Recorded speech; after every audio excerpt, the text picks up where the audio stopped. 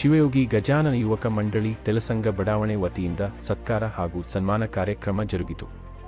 ಶ್ರೀ ದುರ್ಗಾದೇವಿ ನವರಾತ್ರಿ ಉತ್ಸವ ಸಮಿತಿ ಹಾಗೂ ಶ್ರೀ ಶಿವಯೋಗಿ ಗಜಾನನ ಯುವಕ ಮಂಡಳಿ ತೆಲಸಂಗ ಬಡಾವಣೆ ಇವರ ವತಿಯಿಂದ ಶ್ರೀ ಶಿವಯೋಗಿ ಮುರುಗೇದ್ರ ಬ್ಯಾಂಕಿನ ನೂತನ ನಿರ್ದೇಶಕರಾಗಿ ಆಯ್ಕೆಯಾದ ಶ್ರೀಮತಿ ವಿಜಯಮಾಲಾ ವಿರೂಪಾಕ್ಷಯ್ಯ ತೆಲಸಂಗ.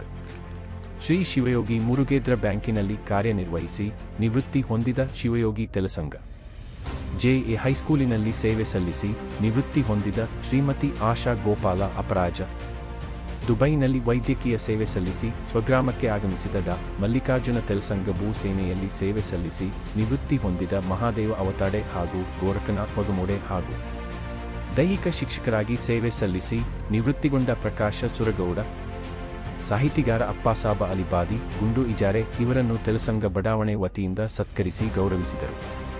ಸನ್ಮಾನ ಸ್ವೀಕರಿಸಿ ಮಾತನಾಡಿದ ಶಿವಯೋಗಿ ವಿರೂಪಾಕ್ಷಯ್ಯ ತೆಲಸಂಗ, ನಿವೃತ್ತ ಶಿಕ್ಷಕರನ್ನು, ಸೈನಿಕರನ್ನು, ಸಾಹಿತಿಗಳು ಮತ್ತು ನಮ್ಮನ್ನು ಗುರುತಿಸಿ ಸತ್ಕರಿಸಿ ಗೌರವಿಸಿದ್ದಕ್ಕೆ ಈ ಬಡಾವಣೆ ಎಲ್ಲರನ್ನೂ ಅಭಿನಂದನೆ ತಿಳಿಸುತ್ತೇನೆ ಹಾಗೂ ಮುಂದಿನ ದಿನಗಳಲ್ಲಿ ನಾವೆಲ್ಲರೂ ಇದೇ ತರಹ ಒಂದೇ ಕುಟುಂಬದಂತೆ ಇರೋಣ ಎಂದು ತಿಳಿಸಿದರು.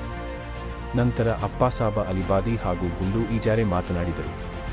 ಈ ವೇಳೆ ಸುರೇಶ ಶಿಂದೆ, ಸುನೀಲ ತೆಲಸಂಗ, ಆಕಾಶ ವೇಳಾಪುರೆ, ಪ್ರದೀಪ ಜಾದವ, ಸಂತೋಷ ಜಾದವ, ಪ್ರಶಾಂತ ಇಜಾರೆ, ಆನಂದ ವೇಳಾಪುರೆ, ವಿಶಾಲ ಜಾದವ, ಆಕಾಶ ನರಳೆ, ಅಶೋಕ ಗುಳಪ್ಪನವರ ಸೇರಿದಂತೆ ಶ್ರೀ ದುರ್ಗಾದೇವಿ ನವರಾತ್ರಿ ಉತ್ಸವ ಸಮಿತಿ ಹಾಗೂ ಶ್ರೀ ಶಿವಯೋಗಿ ಗಜಾನನ ಮಿತ್ರ ಮಂಡಳಿ ತೆಲಸಂಗ ಬಡಾವಣೆಯ ಸರ್ವ ಸದಸ್ಯರು ಉಪಸ್ಥಿತರಿದ್ದರು.